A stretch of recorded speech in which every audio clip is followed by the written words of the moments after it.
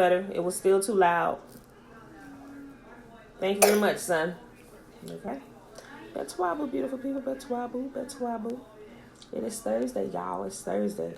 January 30th, 2020, day 59. We're reading Deuteronomy 22, 23, and 24, guys. One more day in this month. Like, where does time go? Where does time go? Top of the day, Betwabu, Betwabu, yeah. Okay, y'all, let's go ahead and get reading. I'm trying to put my hand place all over the place. All right, Deuteronomy chapter 22. Okay? Okay. Need your water? Go look at my nice and get a bottle of water. Okay. Thou shalt not see thy brother's ox or his sheep go astray, and hide thyself from them. Thou shalt in any case bring them again to thy brother.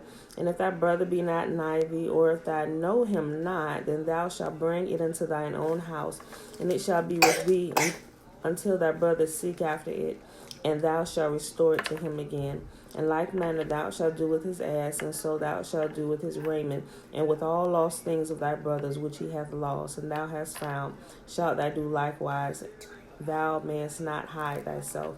If you see something belongs to somebody and they're not around, you're to take it and return it to them. If you can't find them, you're to take it to your own place and hold on to it until you see your brother and let him know, hey, I found your stuff, or whatever it may be, your coat, a sheep, something from your pasture, or whatever it is. It could even be his car, the keys left in or something, somebody stole it. I don't know. But if you know it belongs to them, return it to them, and you're not charging them for their own stuff either. Right? Okay. The woman shall not wear that which pertaineth unto a man, neither shall a man put on a woman's garment, for all that do so are an abomination unto you, who is thy God. That's pretty clear cut, right? If a bird's nest chance to be before thee in the way of any tree or on the ground, whether they be young ones or eggs, and the dam sitting upon the young or upon the eggs, thou shalt not take the dam with the young. But thou shalt in any wise let the dam go, and take the young to thee, that it may be well with thee, and that thou mayest prolong thy days. When thou buildest a new house, then thou shalt make a battlement for thy roof. Mommy. Don't worry about it. I get it. Go ahead in there. I get it. Don't worry about it.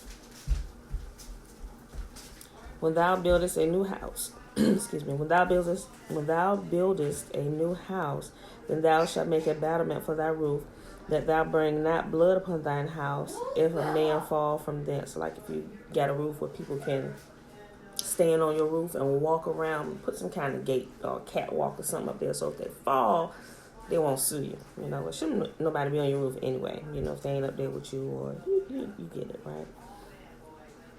Thou shalt not sow thy vineyard with divers seeds, lest the fruits of thy seeds which thou hast sown and the fruit of thy vineyard be defiled. And thou shalt not plow with an ox and an ass together. They shall not wear the garment of divers sorts. Thou shalt not wear a garment of divers sorts, as of woolen and linen together. Thou shalt make thee fringes upon the four quarters of thy vestures, wherewith thou coverest thyself. If any man take a wife and go in unto her and hate her, and give occasion of speech against her, and bring an evil name upon her, and say, I took this woman, and when I came to her, I found her not a maid, or I found her not a virgin.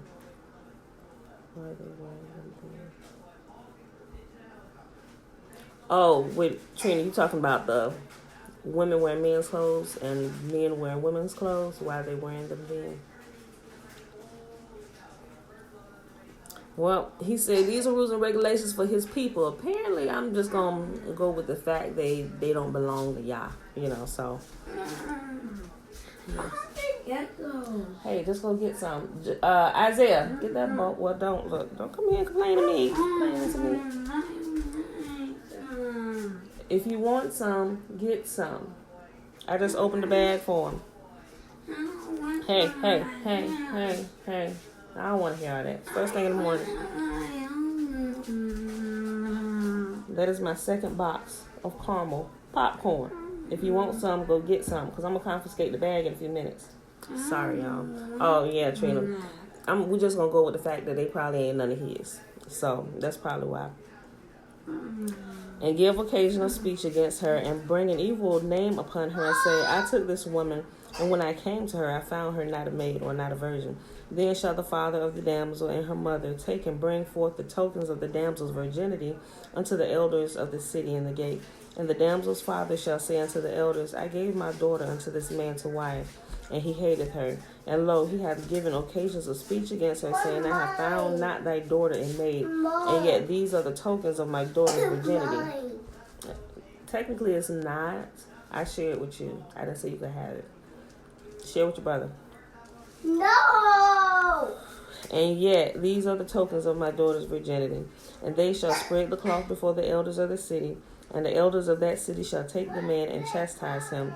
And they shall immerse him in 100 shekels of silver, and give them unto the father of the damsel, because he hath brought an evil name upon the virgin of Israel.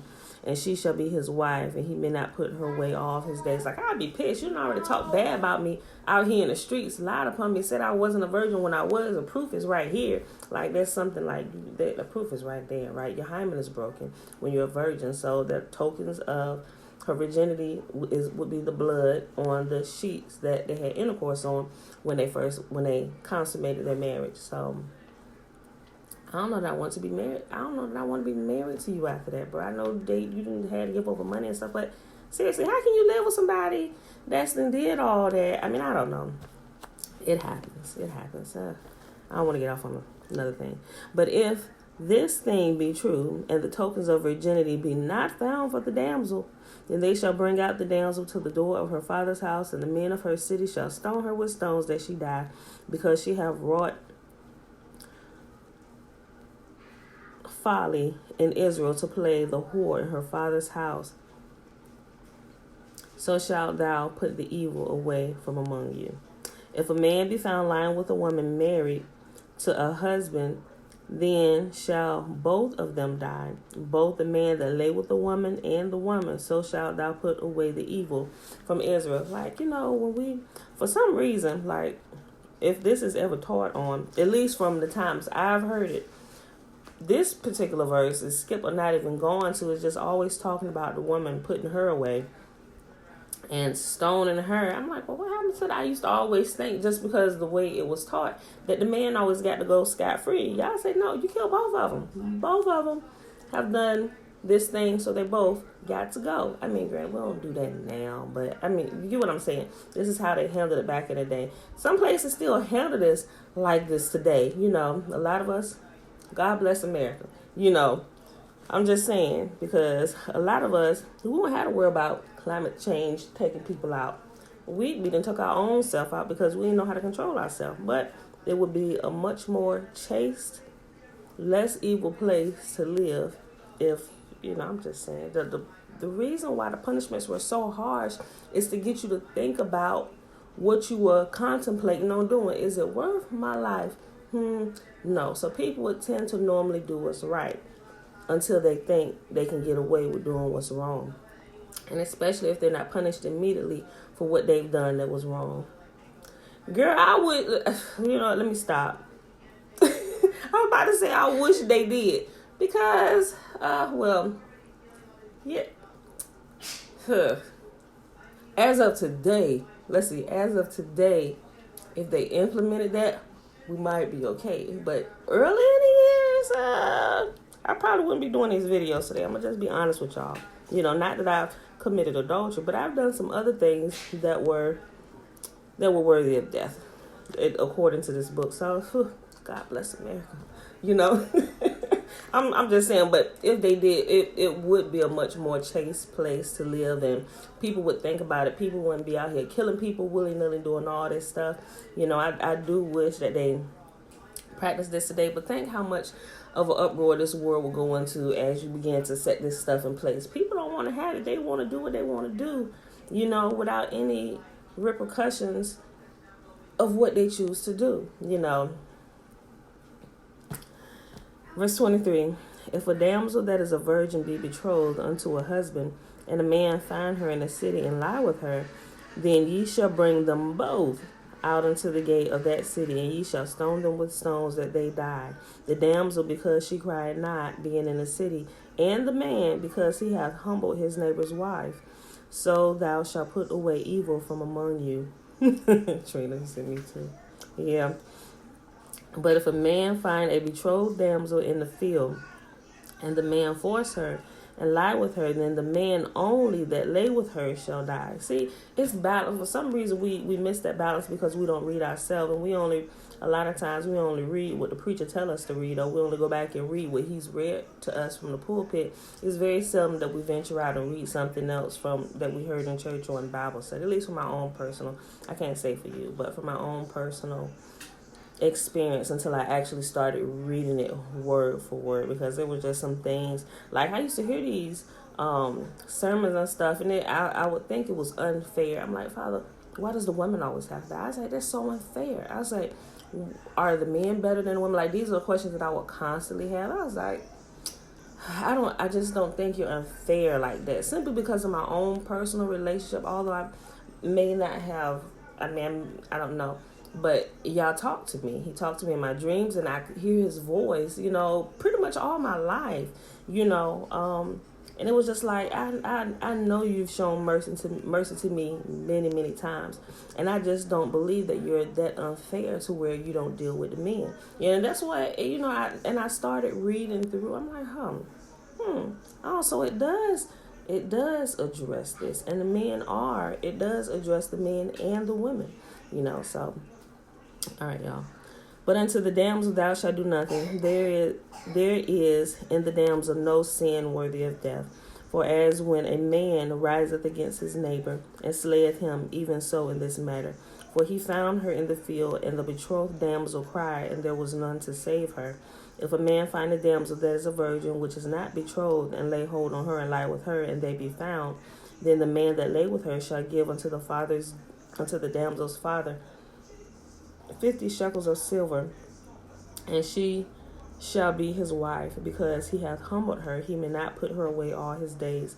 And a man shall not take his father's wife, nor discover his father's skirt. We read about that. Remember, a father has multiple nakedness, his wife's. Chapter 23 of Deuteronomy. He that is wounded in the stones, or in his testicles, or hath his privy member cut off, shall not enter into the congregation of Yahuwah. A bastard shall not enter into the congregation of Yahuwah, even to his 10th generation shall he not enter into the congregation of Yahuwah.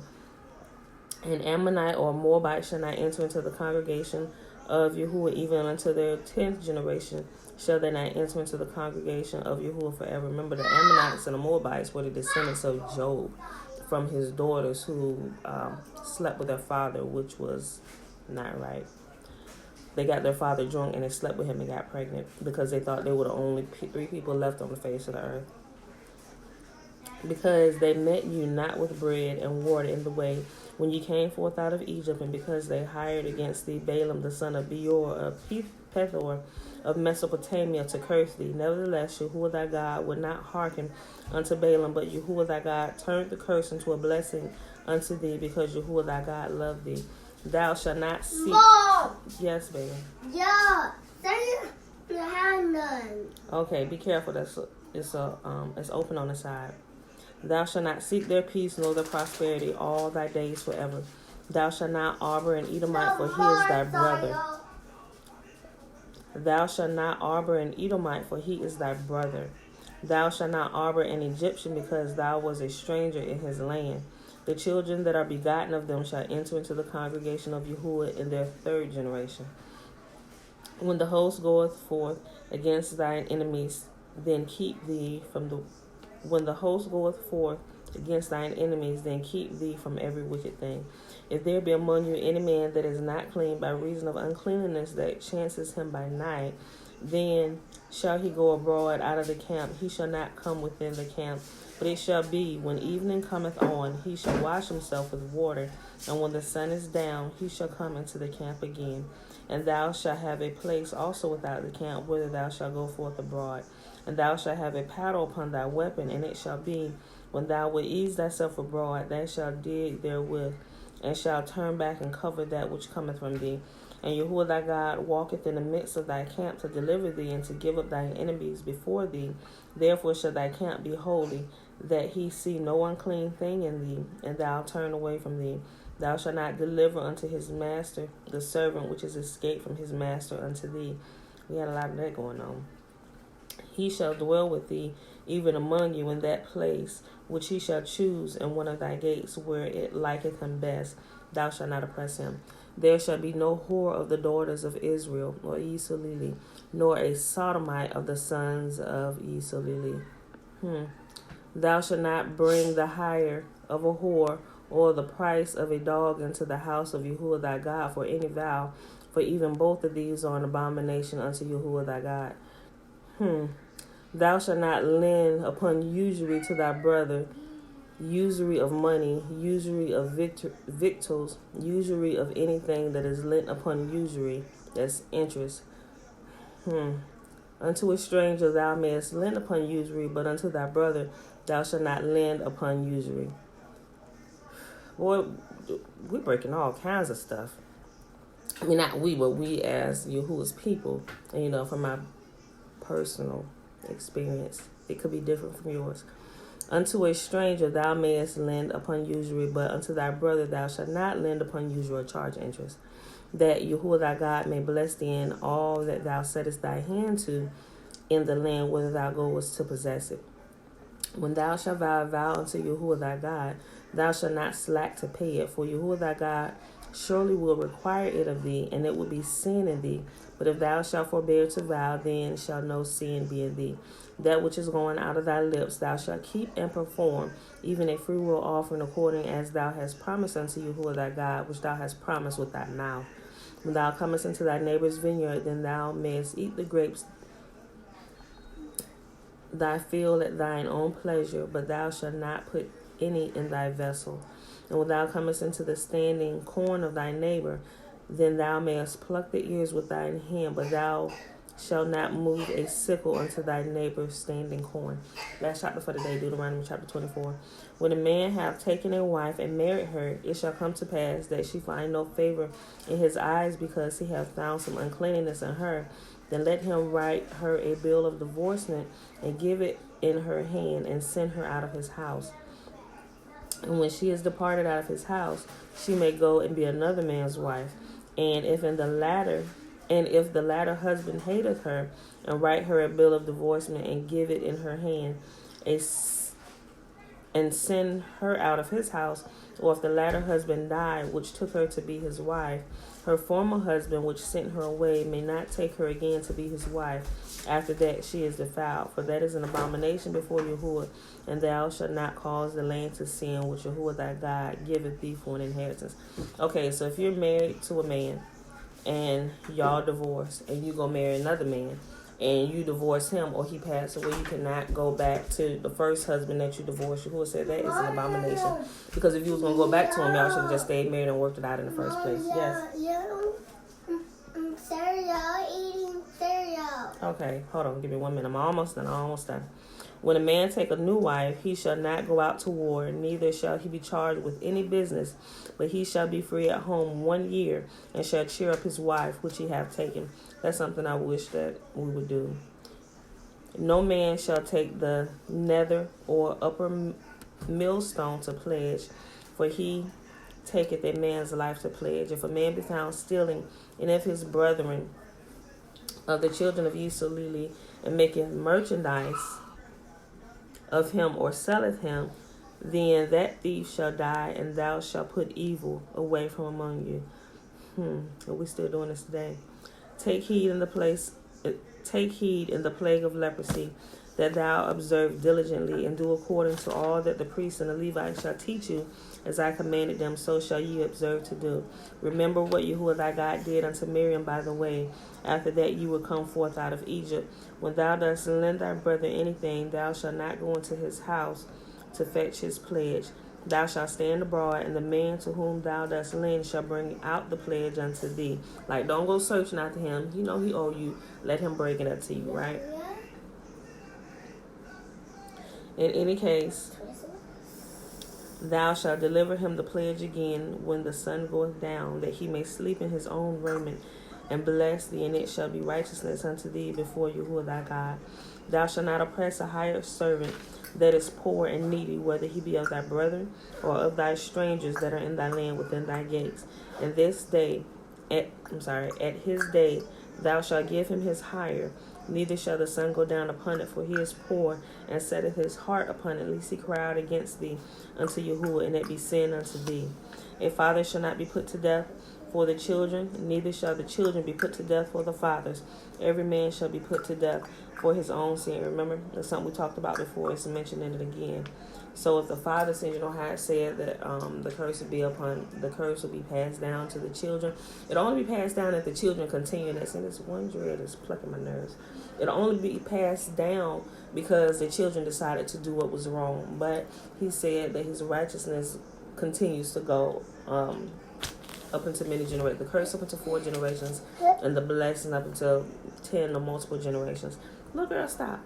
But that's the blessing comes if the father sin and the children choose not to sin, then the blessing falls on the children. You know, that's why it says the father shall not be put to death for the children, neither shall the children be put to death for the fathers. Every man shall be put to death for his own sin. Thou shalt not pervert the judgment of the stranger, nor of the fatherless, nor take a widow's raiment to pledge. Meaning, don't take advantage of people just because they're not of you. They're not your people. You still treat them justly. Thou shalt remember that thou was a bondman in Egypt, and Yahuwah thy God redeemed thee thence. Therefore I command thee to do this thing. The golden rule: do unto others as you would have them do unto you. Or, hey, chill. When thou cuttest down thine harvest in thy field, and thou hast forgot a sheaf in the field, thou shalt not go again to fetch it. It shall be for the stranger, for the fatherless, and for the widow, that Yahuwah thy God may bless thee in all the work of thy hands. When thou beatest thine olive tree, thou shalt not go over the bowls again. It shall be for the stranger, for the fatherless, and for the widow.